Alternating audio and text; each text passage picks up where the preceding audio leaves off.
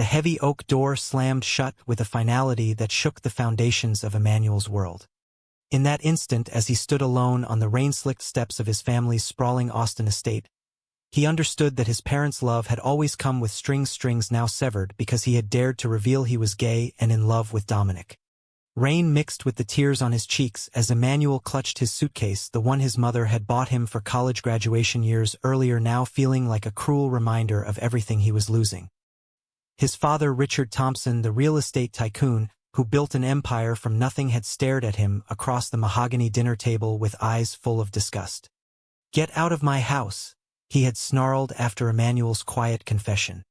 "No son of mine lives like that." His mother, Eleanor, had sat silent, her perfectly manicured hands folded in her lap, refusing to meet his gaze. The silence from her hurt more than the shouting. Emmanuel had expected anger, but not this complete erasure. At 27, he had thought his position in the family business and the life he had quietly built would offer some protection. He was wrong. Driving through the wet streets toward downtown Austin, Emmanuel dialed the only person who had ever made him feel seen. Dominic answered on the first ring, his voice steady and warm like always. "Come over, Em. The spare key is under the mat. We'll figure this out together."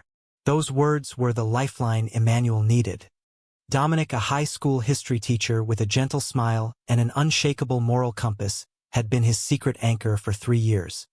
They had met at a quiet coffee shop near the university where Emmanuel was taking night classes to expand his skills beyond the family firm. What started as shared conversations about books and dreams had blossomed into a love that felt both terrifying and inevitable. When Emmanuel arrived at Dominic's modest apartment, the smaller man pulled him into a tight hug without a word. No questions, no judgment, just the steady beat of a heart that understood. They sat on the worn couch, Dominic brewing tea while Emmanuel recounted every painful detail. "I thought maybe if I showed them how successful I am it wouldn't matter," Emmanuel whispered, his voice cracking.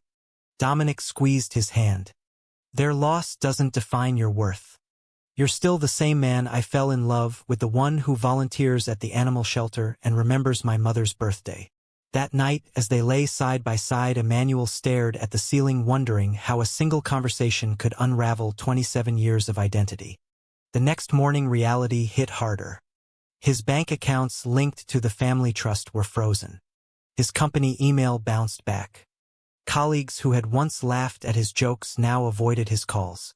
The isolation was swift and merciless.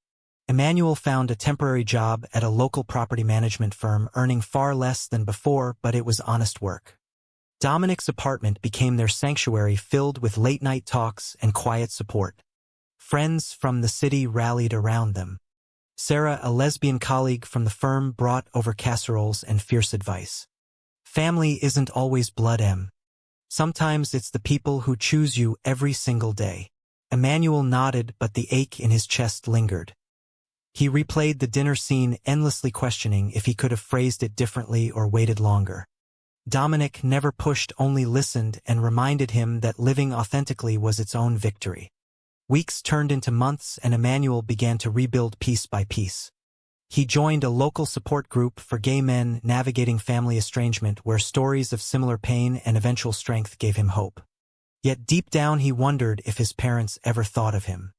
The answer came in the form of a certified letter 2 months later, announcing that his grandfather's will was being read. The old man had passed quietly in his sleep, and Emmanuel had been too afraid to attend the funeral, fearing another rejection. Now the family estate and the multimillion-dollar business empire hung in the balance. Little did he know this letter would ignite a war far bigger than his personal heartbreak. The lawyer's office smelled of polished leather and old money, the kind Emmanuel had grown up breathing without ever questioning its cost. Seated across from his stone-faced parents and a handful of distant relatives, he felt like an intruder in his own legacy.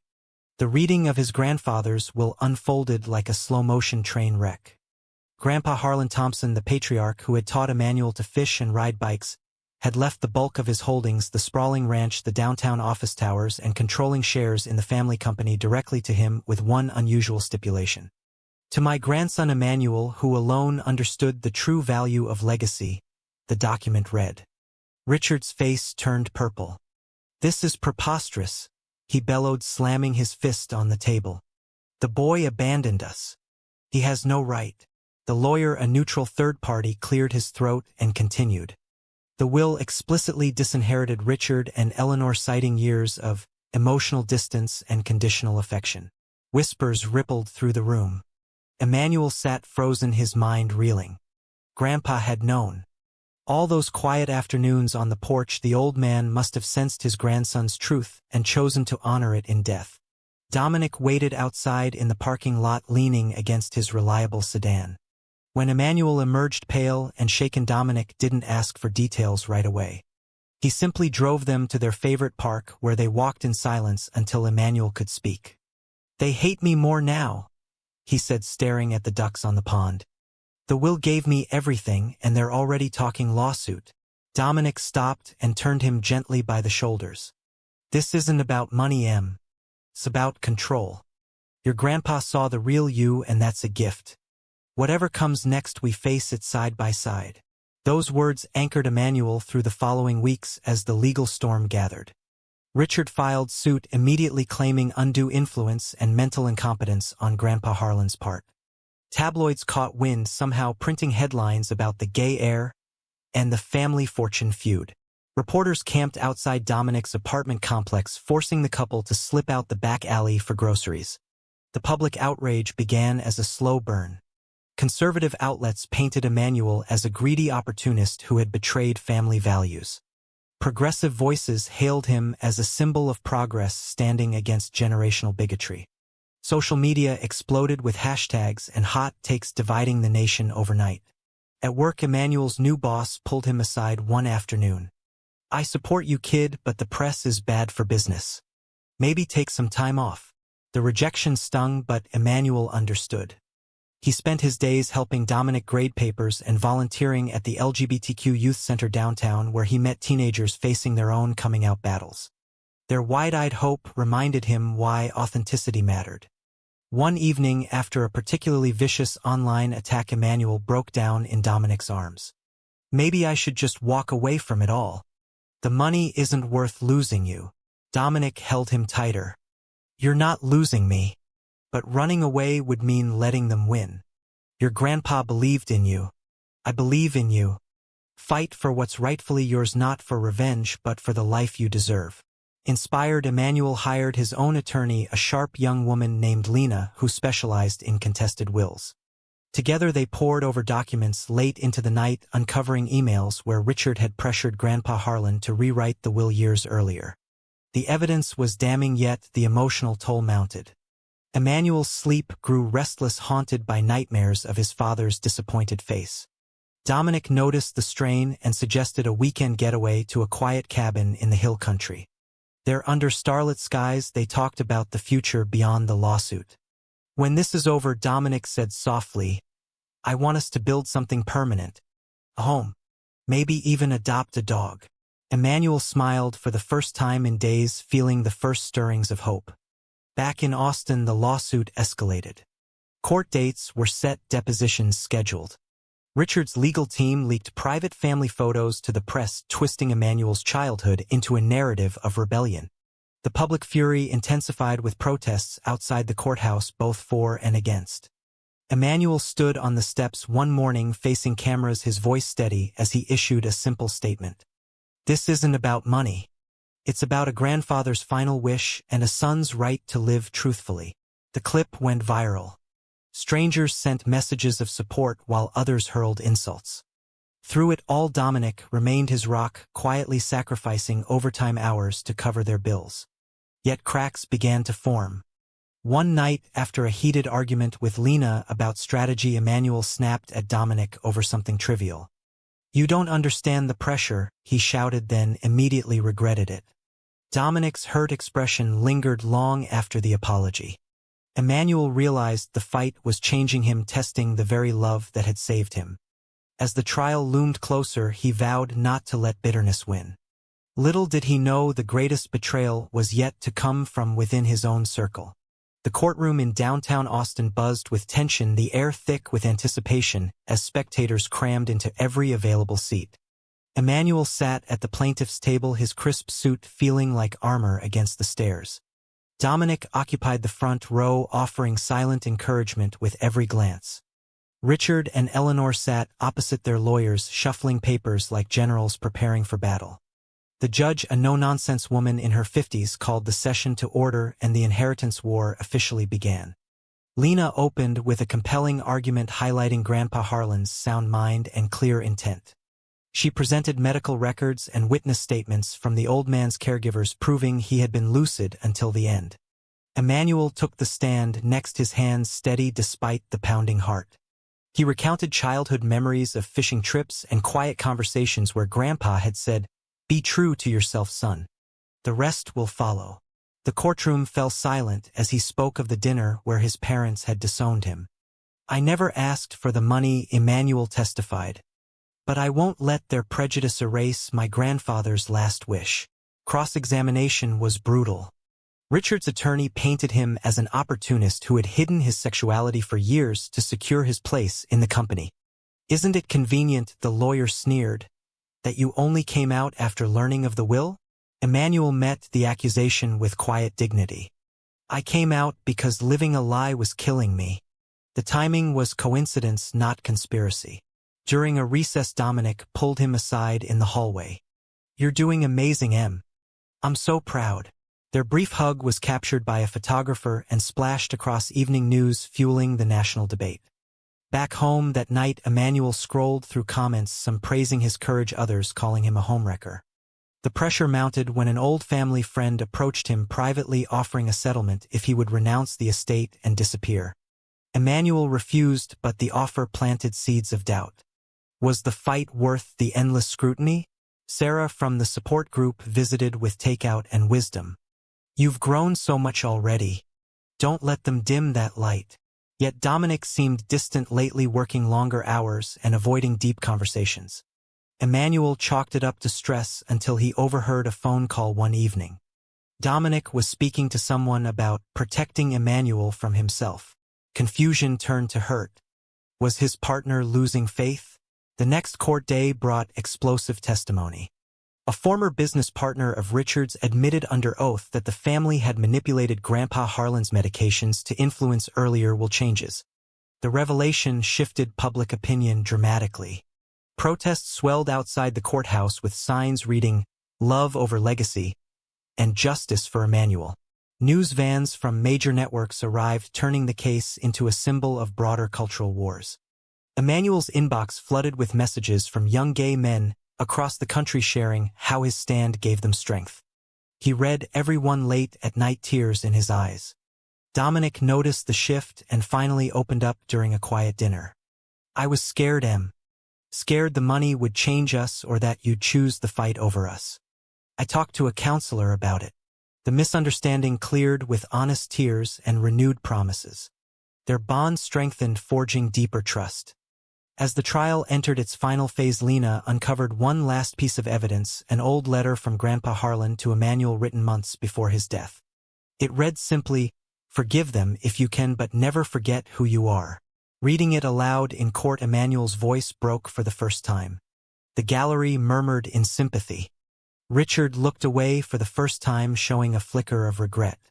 The judge called for closing arguments and the nation held its breath. Emmanuel stepped outside after the session to face the cameras once more. "No matter the verdict, I've already won something priceless, my freedom to love openly." Dominic stood beside him, hand in hand, a quiet testament to their journey. The public outrage reached fever pitch with petitions and editorials demanding reform on inheritance laws for LGBTQ families. Emmanuel's story had transcended personal grievance, becoming a beacon for change. Yet as the verdict approached, he realized the true battle had always been internal, the one for self-acceptance and the courage to build a future on his own terms. Verdict day arrived under a sky heavy with storm clouds mirroring the uncertainty in Emmanuel's chest. The courtroom, packed to capacity, hummed with whispered speculation as the judge entered. Emmanuel gripped Dominic's hand beneath the table, drawing strength from the steady warmth. After weeks of testimony and emotional upheaval, the moment of truth had come. The judge cleared her throat and began reading the ruling. The court finds in favor of the plaintiff, Emmanuel Thompson. The will of Harlan Thompson stands as written. Gasps rippled through the room. Richard shot to his feet, his face contorted in disbelief, but the gavel silenced any outburst. Lena embraced Emmanuel as tears streamed down his face. It was over. The empire was his, yet the victory felt hollow against the years of rejection. Outside the courthouse, a crowd had gathered, cheering and waving rainbow flags. Reporters thrust microphones forward, demanding comments. Emmanuel spoke calmly. "This isn't just about money. It's about every person who has been told their love makes them unworthy." Today justice spoke. Dominic stood proudly beside him, their linked hands a powerful image broadcast nationwide. The public outrage shifted from fury to celebration as headlines proclaimed, "Gay heir wins landmark inheritance battle." Donations poured into LGBTQ causes in Emmanuel's name and invitations flooded in for speaking engagements. Back at the apartment, they celebrated quietly with Sarah and a few close friends. Laughter filled the small space, but Emmanuel's mind wandered to his parents. He had not seen them since the verdict. A week later, an unexpected knock came at the door. Eleanor stood there alone, her usual poise cracked by exhaustion. "May I come in?" she asked softly. Emmanuel hesitated but stepped aside. Over coffee, she revealed the toll the lawsuit had taken on her marriage. Richard had grown more distant, blaming her silence at the fateful dinner. "I was wrong," she admitted, tears falling. "I should have spoken up. Your grandfather saw what I was too afraid to accept." Emmanuel listened, heart aching with conflicting emotions. Forgiveness didn't come instantly, but a fragile bridge formed. Dominic watched from the kitchen, giving them space, yet later that night he voiced his own concerns. "Are you sure letting her back in is wise? After everything?" The question sparked their first real argument since the trial. Emmanuel defended his mother while Dominic worried about renewed manipulation. Misunderstandings bubbled up, revealing deeper fears. Dominic confessed he had felt sidelined during the legal battle, questioning if Emmanuel's new status would eclipse their simple life. "I fell in love with the man who graded papers with me, not the heir to a fortune," he said quietly. Emmanuel realized the sacrifice he had almost made, pushing Dominic away in pursuit of victory. They talked until dawn, recommitting to each other with renewed honesty. The following months brought practical challenges. Emmanuel assumed control of the company but immediately implemented changes honoring his grandfather's spirit. He created a scholarship fund for LGBTQ youth in real estate and instituted inclusive policies that shocked longtime employees. Richard quietly retired to a smaller property, refusing all contact. The media frenzy died down, but occasional interviews kept Emmanuel's story alive. He and Dominic bought a modest house in the suburbs, complete with a yard for the dog they had joked about. Life settled into a rhythm of work, shared dinners, and weekend hikes. Yet Emmanuel carried quiet scars. Nights when doubt crept in, Dominic would hold him, reminding him of their journey. Friendship circles expanded with new allies from the business world who admired his courage. One evening at a charity gala, Emmanuel spotted his mother in the crowd. She approached tentatively, and they shared a genuine conversation about healing. No grand reconciliation, but a step toward peace. Dominic watched with pride, his own growth evident in the way he now advocated openly for their relationship. The experience had matured them both, turning initial heartbreak into profound strength. As seasons changed, Emmanuel reflected on the pivotal choices that had defined him: the decision to come out, the fight for his legacy, and the unwavering love that anchored it all. Public opinion had shifted too, with polls showing increased support for inheritance rights regardless of orientation. His story had sparked conversations in living rooms across America, forcing families to confront their own prejudices. Through it all, Emmanuel emerged not as a victim or victor, but as a man who had learned that true inheritance lies in the courage to live authentically. The new house smelled of fresh paint and possibility as Emmanuel and Dominic unpacked boxes on a crisp Saturday morning. Sunlight streamed through wide windows, illuminating the living room, where they had already placed a comfortable couch facing the backyard. Their golden retriever puppy Max bounded between them, yipping with excitement. It had been 6 months since the verdict, and life had taken on a rhythm Emmanuel once thought impossible. He divided his time between the company headquarters, where he mentored young employees regardless of background, and community work that kept him grounded. Dominic continued teaching, shaping young minds with lessons that now included stories of resilience and empathy drawn from their own experiences. Their friends noticed the change. Sarah teased them during weekend barbecues about becoming domestic icons, but the warmth in her eyes showed genuine happiness. Yet beneath the surface, Emmanuel grappled with lingering questions about identity. Therapy sessions helped him unpack the years of hiding and the sudden spotlight that had followed the lawsuit. Dominic attended a few joint sessions, learning how to support without overprotecting. One breakthrough came when Emmanuel admitted fearing he had become defined by the battle. "I'm more than the gay son who won the inheritance war," he told the counselor. The realization freed him to pursue personal passions like photography, capturing everyday moments of love and community. A turning point arrived when an invitation came to speak at a national LGBTQ conference in Chicago. Emmanuel hesitated, the idea of public vulnerability stirring old anxieties. Dominic encouraged him gently. "You've come so far, Em. Your voice matters." At the event, standing before hundreds, Emmanuel shared not just the legal victory, but the internal struggles, the misunderstandings with Dominic, the slow path to forgiving his mother. The audience responded with standing ovation and heartfelt questions that extended into the evening. Back home, Dominic greeted him at the airport with flowers and a proud smile. "You inspired people today," he said during their drive. That night, they sat on the porch swing, discussing future dreams, including perhaps fostering a teenager who needed a safe home. The conversation revealed how far they had grown together, turning individual pain into shared purpose. Meanwhile, subtle shifts occurred within the extended family. A cousin reached out via email expressing regret over past silence and asking to meet. Emmanuel agreed, meeting at a neutral cafe where stories of hidden struggles emerged, forging unexpected connections. Eleanor called more frequently, their conversations evolving from awkward apologies to genuine interest in his life with Dominic. Richard remained distant, but sent a single terse note acknowledging the company's improved profits under Emmanuel's leadership. It wasn't reconciliation, but it was acknowledgement. Challenges persisted, of course. A minor lawsuit from a disgruntled former employee tested Emmanuel's leadership, forcing him to choose integrity over expediency. He settled fairly and used the experience to strengthen company ethics training. Dominic faced his own test when a conservative parent complained about his inclusive curriculum. The school board hearing became a microcosm of the larger battle, with Dominic defending his methods eloquently. Emmanuel sat in the audience, beaming with pride as his partner stood firm. Their mutual support deepened the bond, creating a partnership of equals. Evenings often ended with quiet reflections on how the original disowning had paradoxically led to this richer life. Friends from the support group still gathered monthly, sharing updates and celebrating milestones. One member, a young man named Alex, credited Emmanuel's public stand with giving him courage to come out to his own family. Hearing such stories reinforced Emmanuel's sense of purpose. As autumn leaves fell, they planned a small commitment ceremony in the backyard, simple yet meaningful, surrounded by chosen family. No legal papers yet, just a promise to face whatever came next together. The event symbolized their growth from crisis to celebration.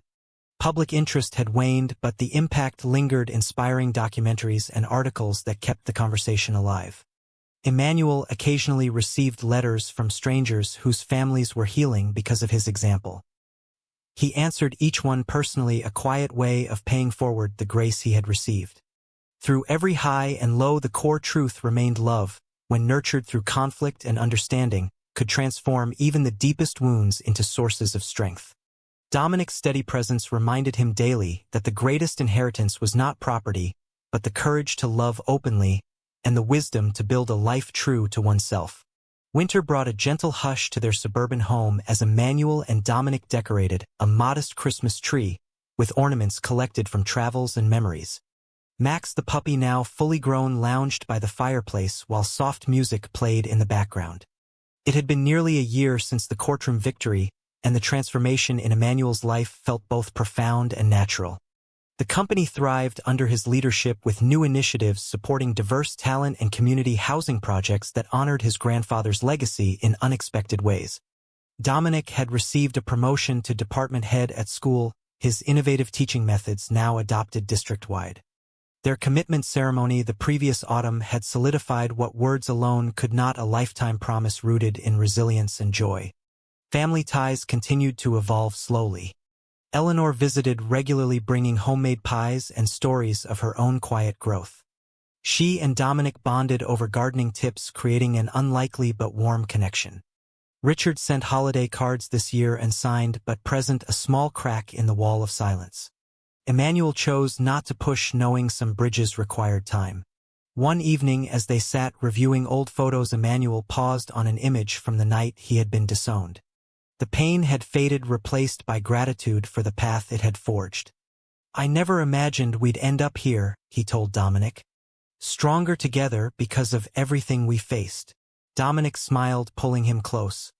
"Every misunderstanding, every sacrifice taught us what really matters." Their conversation turned to future plans, perhaps expanding the family through fostering or adoption, and continuing advocacy work that had become central to their lives. Friends gathered for a New Year's celebration, Sarah, toasting to "the family we choose and the love that endures." Laughter echoed through the house, a far cry from the isolation of that first rainy night. Emmanuel reflected on the pivotal moments, the coming out, the legal fight, the internal doubts, and the awakenings that had shaped him into a man of quiet strength. The public outrage that once divided the nation had sparked meaningful dialogues, leading to policy discussions on inheritance equality. His story, though personal, had become part of a larger movement, reminding countless others that identity was not a flaw but a foundation. As midnight approached and fireworks lit the sky, Emmanuel and Dominic stepped outside, hands intertwined, watching the display.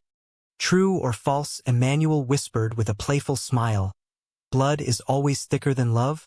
Dominic laughed, softly squeezing his hand. "False.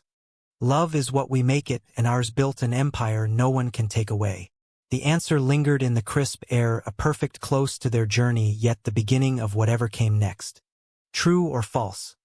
Parents have the absolute right to disown their child over sexual orientation when inheritance is involved.